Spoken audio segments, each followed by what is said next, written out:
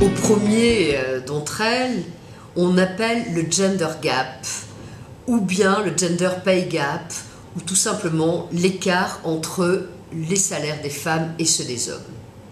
À compétences égales et à typologie d'emploi équivalent, cet écart est, selon le mode de calcul le plus courant, de 27% en France en 2012. Si l'on reprend le mode de calcul de la Commission européenne en équivalent temps plein, alors il y a aussi entre à peu près 2% en Slovénie et près de 30% en Estonie, atteignant plus de 20% en Allemagne et 15% en France. Selon ce même mode de calcul, il atteint 23% en moyenne aux États-Unis et 21% au Japon.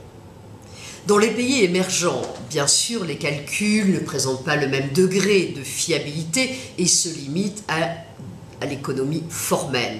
Mais les écarts de salaire entre hommes et femmes oscillent entre 17% au Brésil et à peu près 40% en Inde. Ces chiffres sont à peu près de 2010.